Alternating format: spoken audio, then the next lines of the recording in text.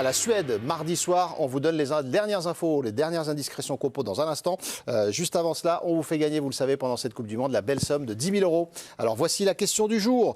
Quel nageur français a réussi la meilleure performance mondiale de l'année sur le 400 mètres 4 nages? C'était hier.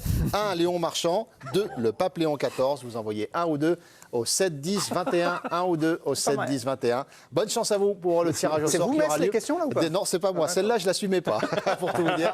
Mais bon, comme elle s'affiche, il faut la lire. Quasi vous envoyez 1 ou 2. Pas très catholique. 1 ou 2 au 7 10 21 pour gagner 10 000 €. Voilà. L'équipe de France, donc, les Bleus qui ont quitté Boston pour New York, où ils disputent leur 8e de finale, leur 16e de finale. Le lapsus, encore une fois. C'est vrai qu'on est habitué à dire 8e de finale, après les poules. 16e de finale face à la Suède. Les dernières infos, elles concernent la compo, les indiscrétions de nos envoyés spéciaux. Eh bien, on change le côté gauche, a priori. On attend confirmation après un entraînement demain encore. Mais Digne et Barcola sont de retour, a priori, sur le côté gauche. Retour également au milieu de terrain pour la paire Rabiot-Tchouaméni. Ça, c'est les principaux enseignements des indiscrétions qui nous parviennent sur la compo. On s'attarde d'abord sur le côté gauche. On reviendrait à Digne-Barcola. On sait que Didier Deschamps fonctionne par paire sur le côté. Si c'est Barcola, c'est Digne. Si c'est Doué, c'est Hernandez, Théo Hernandez avec lui. Première réaction, les amis, à cette indiscrétion. Le côté gauche qui est changé plutôt avec retour de Digne et de Barcola donc offensivement. Qui prend la main ? Alors la question, on se pose, est-ce que c'est un aspect tactique par rapport à l'adversaire, sachant que sur le deuxième match contre l'Irak, il avait fait ce choix. Donc il a échangé la doublette à gauche. Est-ce que c'est l'adversaire qui lui amène à cette réflexion et à changer le côté gauche? Ou est-ce que c'est une gestion de l'effectif de faire qu'une doublette et non pas un joueur? Il aurait pu mettre que Digne et laisser Doué ou inversement. Je veux dire, pourquoi qu'à gauche? Pourquoi pas aussi à droite? Ça aurait pu exister aussi.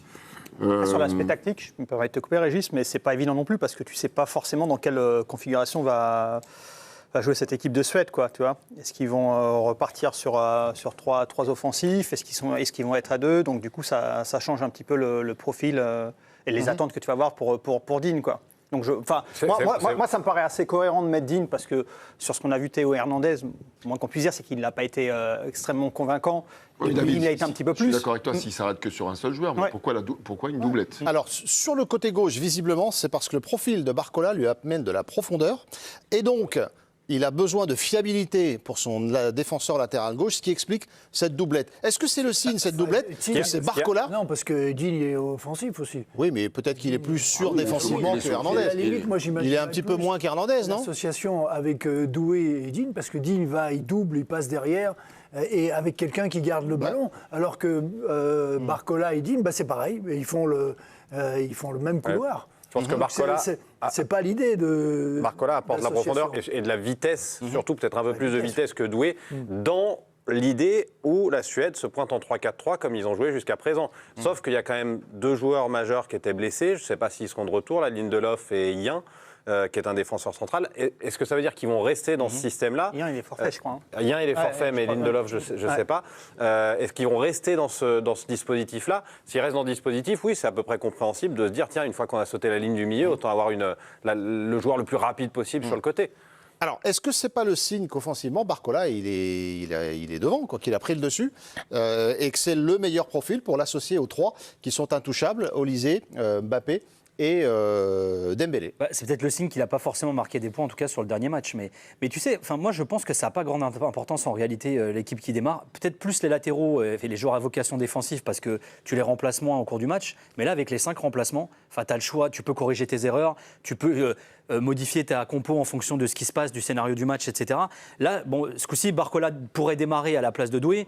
Ça ne veut pas dire que Doué ne jouera pas et qu'il ne jouera peut-être même pas, qu'il pourra jouer certainement un temps assez conséquent sur ce match-là. Moi, je t'avoue que ce qui me surprend le plus, c'est que Manu Koni saute de la compo. Ah, on y viendra après, ouais. Mais en tout cas, sur ce côté gauche, je comprends que Koundé soit titulaire parce que, comme le disait Raymond, Digne et Barcola, pour un latéral, Digne, il est assez offensif. Et Koundé, c'est un joueur qui te permet finalement de compenser, de rester à 3 derrière si Digne venait à monter, quoi. Donc il y a une forme d'équilibre que Dédé arrive à trouver avec ça. Mais on l'a vu depuis le début de la Coupe du Monde, et même avant la Coupe du Monde, le poste de latéral gauche, Deschamps, il tâtonne à mort entre Hernandez et Digne. Donc un coup c'est l'un, un coup c'est l'autre, Parce ça ne que veut pas c'est ton forcément point dire faible. grand-chose. Ouais. Après, sur les profils Barcola vs Doué, est-ce qu'il n'y a pas le côté aussi que Doué serait plus intéressant en entrant face à... Enfin, Barcola, la profondeur en fin de match, il y a peu de chances que tu vas l'avoir. Enfin, si tu vois, si la Suède, dans un plan un peu prudent, reste dans un bloc médian, voire bas, Barcola, il peut avoir de profondeur, tu vois, et que Doué serait plus performant en fin de match face à une défense Moi, je peut-être un pense, petit peu... moi, je pense le contraire. Ah ouais. Ah, pourquoi Régis? Dans la projection, on ne peut jamais savoir par rapport au score ou par rapport à Ouais, moi je te parle d'un truc voilà. où la Suède jouerait, toi... Et même moi, sur les profils de joueurs, je pense que Barcola l'utilisait sur la dernière demi-heure où il y a des espaces. Avec Ouais, mais si qui t'en as, va- si qui va se 0-0 créer, qui joue bloc bas, t'en auras il pas est- d'espace. Hein. Il est, il est beaucoup pas se plus projeter, utile. hein. Je veux dire, la doublette, Raymond en a parlé un petit peu. Je veux dire, la doublette Digne Doué sur l'aspect technique parce que cette capacité à garder, à fixer, ça permet à Digne de pouvoir y aller. Je veux dire, l'utilisation de Barcola dans la profondeur sur des entames de match, sachant qu'ils vont sûrement jouer à 3 ou à 5, ça veut dire qu'ils vont sûrement fermer le couloir, sachant que c'est lui qui vont mettre, ils vont dire le couloir à droite, ils vont dire mon ami, tu vas pas monter, tu vas rester là. Je dirais, est-ce qu'il ne faut pas amener plus de qualité technique sur une position un petit peu plus haute? Alors, je ne sais pas si j'arrive à me faire comprendre Non, non, à travers bien sûr, bien sûr. la présence de Doué. Doué et de profiter de la vitesse et de la profondeur sur la dernière demi-heure avec Barcola.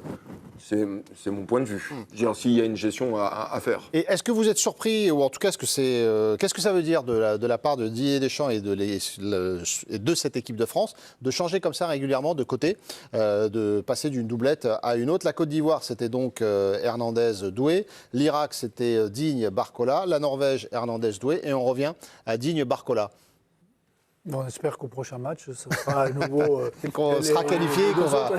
Non, mais ça Mais veut ce que dire ça dit, quoi? ça dit tout simplement qu'il n'a pas... Ça dit qu'il y a une incertitude. Mais est-ce que c'est pas la compo face à C'est l'Irak pas qui est la plus Non, mais ça veut révélatrice du 11 Non, mais type ça de veut Deschamps? surtout dire que tu as un vivier incroyable. C'est-à-dire que depuis Aussi. le début de la Coupe du Monde, alors à part vraiment l'heure de jeu face au Sénégal, qui a été dur, derrière quand même... Parce que le face à la Sénégal a Norvège- été très bon. Voilà, oui, bien sûr. Aussi. Ouais, Enfin, quand même, ils ont quand même été assez bons. Il a quand même un banc. Alors, on parle beaucoup de la puissance offensive. Alors, c'est vrai que peut-être les postes de latéraux, c'est ce truc Voilà. qu'on se disait, c'est peut-être, on va dire, là où il y a le plus de défauts, mais ça veut dire que les valeurs finalement se valent. Et au final, tu as beau changer des joueurs, du moins sur la compo de départ, et tu arrives quand même à avoir des performances intéressantes. Enfin, moi, je trouve que je trouve ça plutôt Après, sur positif. les Tu latéraux, vois pas la diff, en vrai. T'enjolives un T'as- petit peu quand même quand tu t'as dis des quand même- performances intéressantes sur les Ouais, latéraux. C'est quand même, on sait que Non, ça mais reste globalement, le point. pour moi, c'est une animation. C'est-à-dire, il n'y a pas que.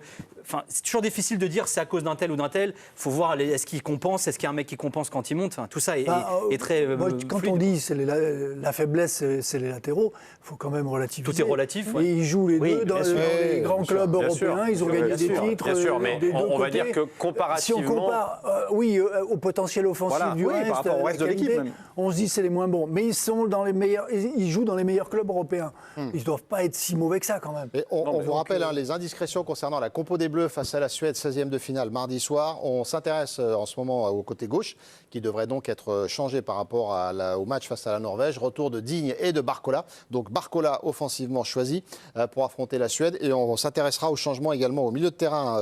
Changement a priori à attendre également avec le retour de la doublette Rabiot-Chouamini, ce qui veut dire que Manu Koné ne serait pas titulaire pour ce match.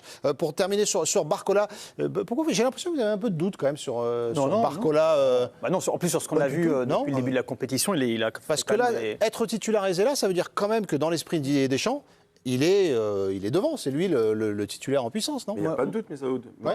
On a parlé des profils de joueurs. Comment il peut être utilisé au cours du match?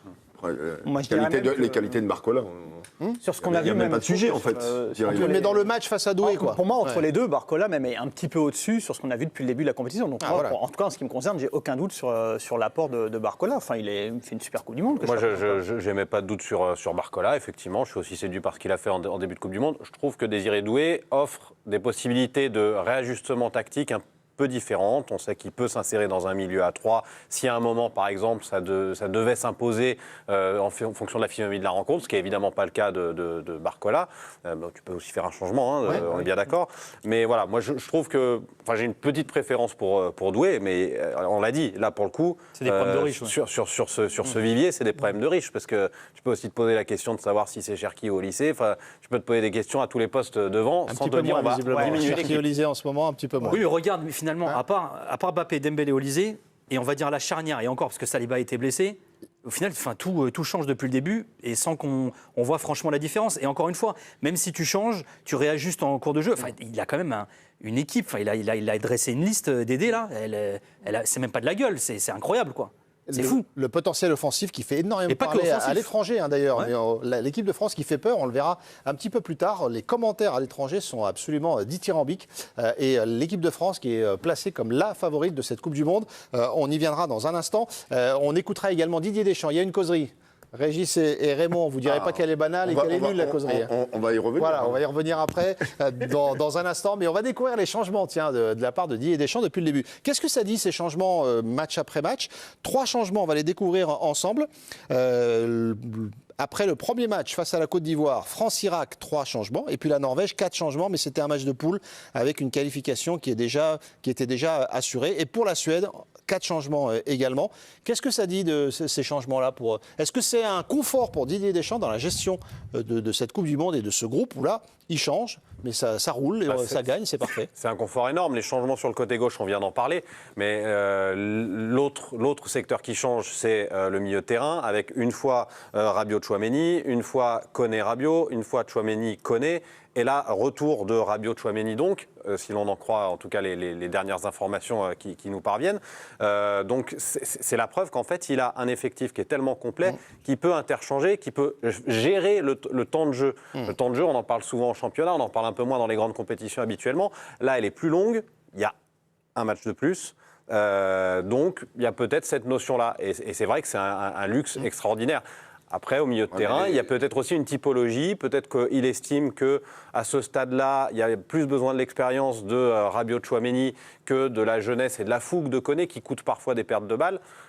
Voilà. Pour prolonger ce que tu dis, et sur ce que ça dit, ces changements, pour moi, il y a la question du management de Deschamps sur la durée. On sait très bien qu'il est très attentif à ça. Il n'y a que 3 joueurs de champ qu'il n'a pas utilisés depuis le début de la compétition. Donc voilà, il donne tant que possible, il donne des billes un petit peu à tout le monde.